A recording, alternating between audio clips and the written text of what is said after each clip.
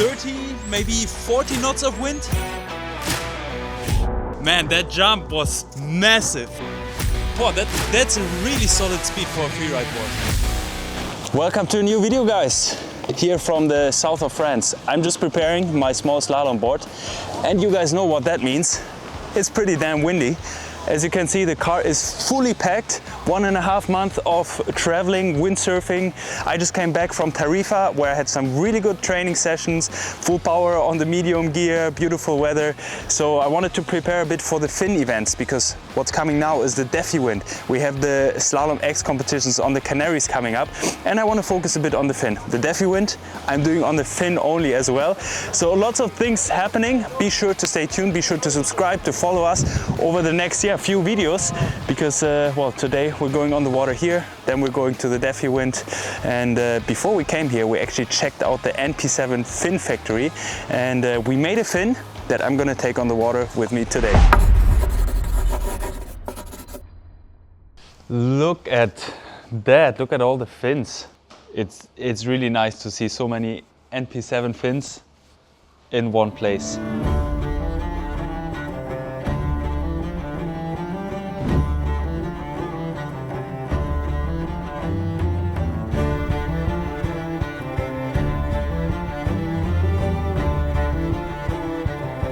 Little disclaimer, the next 15 minutes are very techy but interesting. If you're not into this and want to see windsurfing only, skip to this timestamp.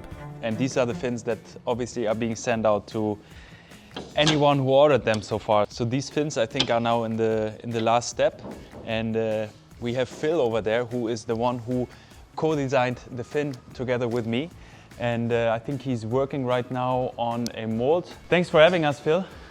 Hello. Thanks for having us.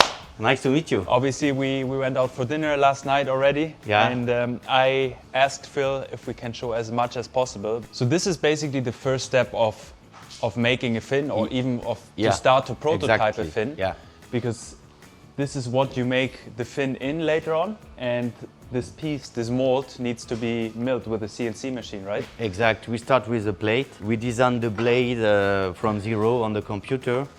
Then we start milling the mold with a 25 millimeter thickness of aluminum. And actually for Phil, the journey starts even before that, because Phil makes the CNC machines himself. He builds it himself. You taught yourself to make a CNC machine? Yeah, so I need CNC machine to do the other CNC machine. For example, to mill that pieces. This pieces is milled here. We just bought standard aluminum, and then we can customize everything and do all our machines for each sequences we need. And with this CNC machine, you built the even bigger CNC machine. Yeah. We started a big project to mill the blank foam for boards. And now we have a 4-meter CNC machine. Pretty big one. With a big electronic, you can see. We all create from zero with suction cup, and we can mill a windsurf board from short board to 3-meter boards. Can we mill a 2-meter NP7 fin? Yeah, we can. We can do a big fins with blank, with foam. It could be cool. Okay, and then I windsurf it. So I windsurf on the fin. Yes, that's the next really project. Crazy. Maybe easier than a piece of wood. You already tried, right? Exactly. Maybe better, maybe worse. We don't know. But we can find out. Guys, if you remember the videos I've made previously about the fin, what's important about the fin is the so-called profile. So how thick is the fin at which point? And that's what basically the mold determines. So you can make a deeper mold, you can make a less deep mold. And that really is important for the profile of the fin, and of course for the outline of the fin, because you can see here, this is basically the outline of the fin. And then once the mold is finished, what is the next step? Next step is also to prepare the file to cut the carbon. Okay. Because we also cut the carbon with CNC machine. So this is your wife Katja? Yes. And that's actually the cool part about you guys, because it's almost like a family business. You're doing everything in here, everything in-house. All is done here. I love that. This is great. You can see it's exactly the same software, but in this software we just have the cutting program. Yeah. That's break carbon. It's protected by plastic and it's stored in the fridge, in right? the fridge, yes, minus 20 degrees. So we stock the rolls, the complete rolls inside, protected with plastic also. Oh, it's cold, huh? Yes, to minus 20. And then when the carbon is cut, Yep.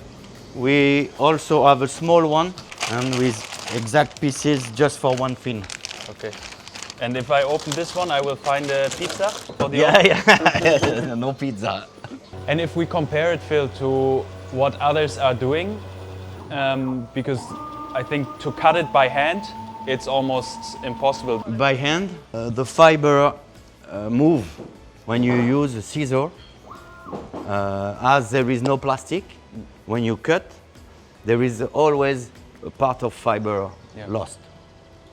Therefore, it's very important to A, make it with pre-preg, and B, cut it with a CNC machine, so it's 100% precise, and it's the best way. Every fin is the exact same. Yeah. It's impossible to, nothing move, you see? And I can show you normal carbon here. Yeah, if you guys ever repair the board yourself, you will know. What carbon is. No, everything moves. So when you cut, you lost piece. And when you put in the mold, it moves. It moves also. So it's impossible to do something accurate and reproducible. Yeah. With preg, it's super reproducible. That's why all the fins have the same performance on water. It's really, really cool to see how much precision you put into every step, and you really think very well through what the implications are. Yeah. You guys have to forgive us if we blur some things here, because this guy, he put all his life into, into this knowledge and everything. I will control every image, and maybe I will ask you to blur some We had details. a dinner last night and I asked him, please let's show as much as possible, but if there's something you don't want to show, I can understand, because this is your whole life. Okay, thank you for this.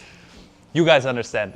We will probably do an uncut long version on the second channel about all the production, because here for this channel we make it a bit shorter, so check that out, it's linked down below. So the mold is here, and this one is done.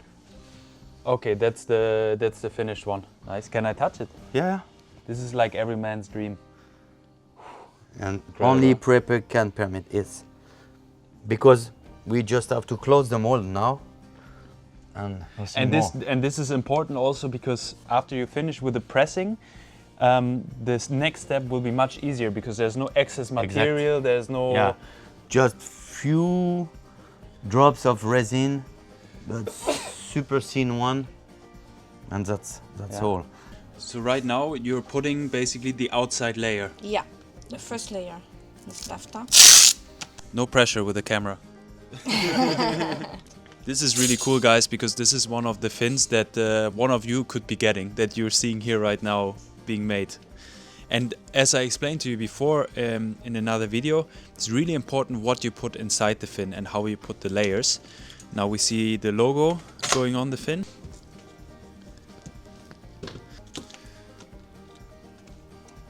There's different types of carbon with different directions of the fibers, and that gives the characteristic of the fin. And right now she's putting layer over layer, which is again the secret recipe. And every layer, of course, is a bit smaller as we come towards the inside of the fin. So if we show maybe the last layer, it will be like a tiny fin. You guys have to know that this is a long project. Phil and I met maybe 2 years ago. Yeah. Could be, and since then we started talking how we can bring this idea to life. We've done the prototypes, and now finally here we're with the first batch of production. So a lot of talking, a lot of working from Phil's side went into this. So I'm super happy, and I'm happy to be doing it with you, because this is really, it's a special place. You know, it's a small, you're doing everything in-house. It's a small family business in a way. Yes, and all is under control. There is no other input. Be honest, have you slept in this factory before? Yeah. Yeah. Especially for NP7 fins. Okay. Because as it's the first batch, we don't have so much time finally to do it. So we place the layers in the fin. Yeah. What do we do next? And that is to cook. Okay, so the fin has to cook. It's like we just said Like a the pasta. inside is the secret recipe, and now we need to make the Yes, it's soup. a magic potion. You know the magic potion. Are we allowed to see it? Can we see it? Yeah, a bit, but not so much. Not everything. Okay. I started to put in the press. Okay. It's already inside. Yes, but not closed now. I have to wait few minutes for the temperature. I can hear it. Yeah, Yeah. some bubbles. It's hot. Yes, you Like- can touch, but for now you can touch. Because it's just warming up. Yeah, right? yeah, it's starting. Okay. So what we just did, the two sides of the molds that we had before, we put the layers inside. Yeah. Now we closed it Yes, and put in the heater. and we press. put in the heater press. Okay. And here it's how much pressure, roughly? It's around 10 tons. And this is what Phil doesn't want to show us. Yeah, it's fully secret. Because it's the future of the windsurf production for the fins. So it's my baby. This is the blade just outside the molds. So you see there's almost nothing to put off. What you want to achieve with the mold and your technology is that you have minimal excess materials Yeah, you and see? that the fin looks perfect coming out of It's it. almost nothing, yeah? No fiber, just, if you see, it's almost nothing. And that way you minimize your next steps because now you don't have too much work with cutting, sanding. Just to sand and to close the micro holes with clear coat. Okay. This is the one with the varnish on. Yeah. Okay. They cover all the micro holes. And you see, trailing edge and leading edge is still perfect at this time. Yeah. And then after you sand it, it looks like this. Can you put the one next? Yes, it's become matte. Okay, so this is the first step. First step. Second step. Last step. Last step, fully finished. Yeah. And the last is to drill the hole for the nuts. And then to clean a bit. And you see it's super soft. It's sanded with water paper. Yes, wet. 400, Yeah. 600. 400 to 600, yeah. Yeah. And now we basically, we're almost with a finished fin. We just need to insert the nuts and then it's good. How long does it take us from start to finish? It's something like 20 hours per fin. 20 hours per fin. Yeah. Yeah, and this is the finished fin. This is the, what size? We don't know. I think it's 36 or something like this. 37. 37. Okay. That's a good size, maybe for tomorrow. 37 or 32. See guys, YT for YouTube, May 25. This engraving we made for you guys. So now this is what we take to the beach. It's a special fin because it doesn't have the NP logo. We forgot it, that's why we can't send it out to you guys, but I can use it. And that's what we're gonna do now.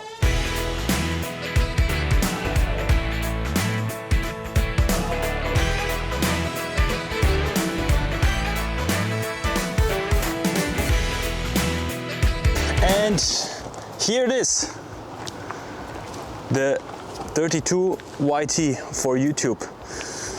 This is the one I'm gonna take on the water. 32 is looking good. It's pretty windy. I think we can do a quick spot check because the next couple of days we're gonna be on the seaside. So we thought we wanted to switch it up today and go on one of the small etangs, which are kind of the lakes in the inside the land behind the sea. We're here at the SURFCENTER in Leucate, and I think it's a known spot. A lot of you guys might have heard it before or even been here. Lars and I sailed here like 1 year ago, not for filming, just him and I going sailing. Do you remember, Lars? I do. It was very gusty, but still fun. Exactly. very gusty. So sometimes you have gusts coming through, holding on for 5 to 10 minutes, full power, and then you have holds of nothing. It's an interesting spot, but I remember it was good for jumping. Pull out with a friend and I'm on it like a red dye. Pull out with a friend and I'm on it like a red dye. Okay, the more wind the better at this point. Should be around 25 knots. Hopefully we get some stronger gusts. That's what we're here for.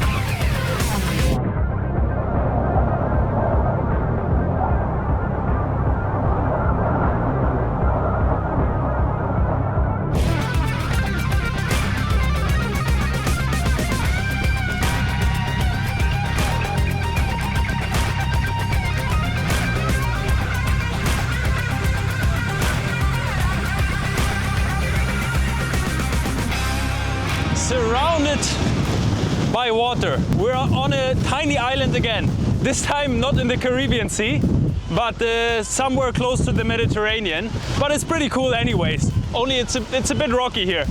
But yeah, the 5.3 guys is fully powered up. The fin is working like a charm, obviously. Well, there's a lot of Frenchies out here, a lot of Dutch people, some Germans as well. It's super fun out here. I really like this spot. And then of course we have the Insta360 right here. You guys know it already. They have been an amazing support so far. This is the X5 that we have new now, and the colors are just super good. I mean, look around you. It's not really sunny, but what you get out of this camera, it's incredible. So big shout out to Insta360 for sponsoring us and supporting us with this video again. And obviously the X5 is amazing, but also the older version, the X4, is super good as well. And they have a promotion going on right now. So the X4 is actually on sale, 28% off, and the promo is going from 29th of May to 8th of June, so very limited. And I talked with Insta360, they're including a heavy duty clamp, which is perfect to mount the camera to the boom. So if you want to get yourself one, be sure to use our affiliate link. It's linked below this video. We really enjoy it, and we would appreciate if you use our link if you want to get yourself one of those cameras. And also on the second channel, we will be running a little bit of a technique review. So everyone who has an Insta360 and captures their jibe, their jump, they're going straight on the Insta360, we're gonna review their footage, we're gonna give them some tips to windsurf better, and that's something we're running together with Insta360. And speaking of 360, I think we do another 360 and I go back on the water.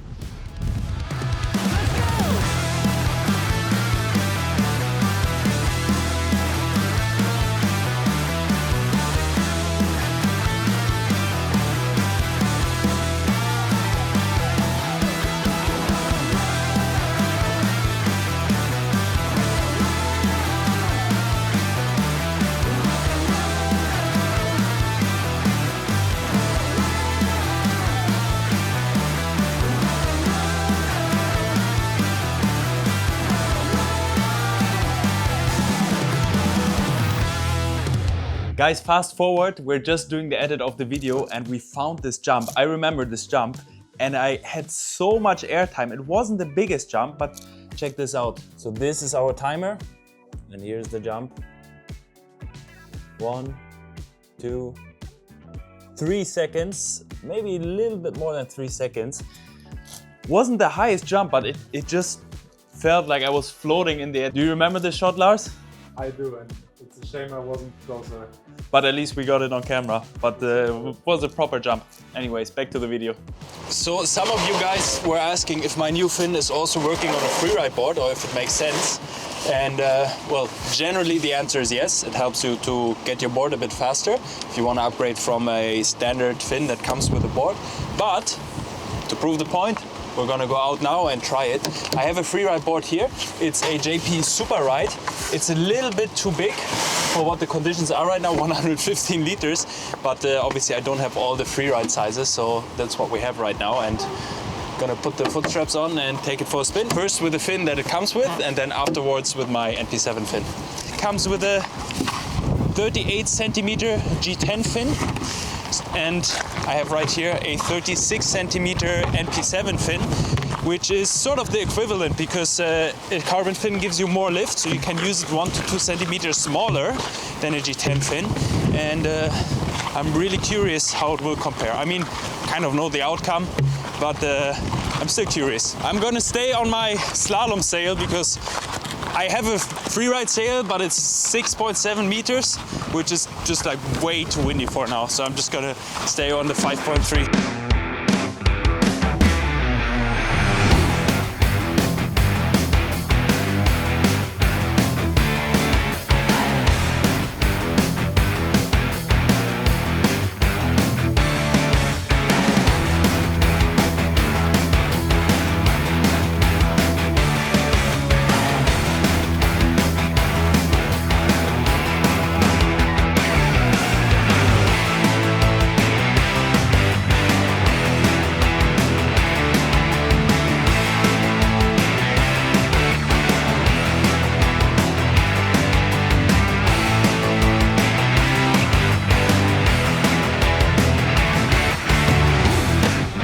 It's incredible how much smoother the free ride or free race board goes over the chop. The super ride here is it's much smoother than the slalom board. Obviously that's what, you know, the board is made for, but then when you step on it, it's always well, a nice thing to see or to be reassured of, okay, it's doing what it's supposed to do. So with the free ride fin, it was already fun. Board is a bit too big for this wind now, but I'm really curious what the race fin can do.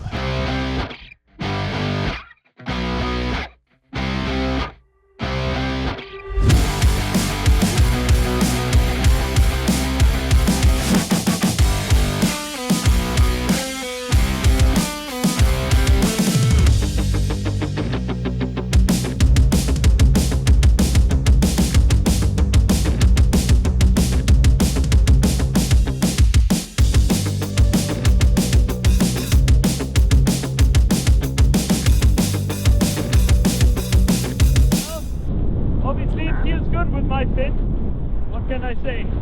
It's fast, but it's also stable.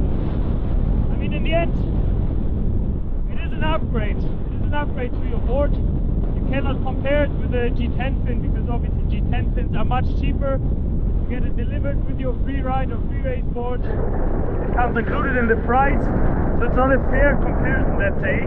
But for sure, a carbon fin is always a good upgrade to your free ride or free race board. Feel like you hit a barrier and you feel comfortable on those boards, you feel like you want to go a bit faster. Good carbon fin, let's say, will for sure get you there.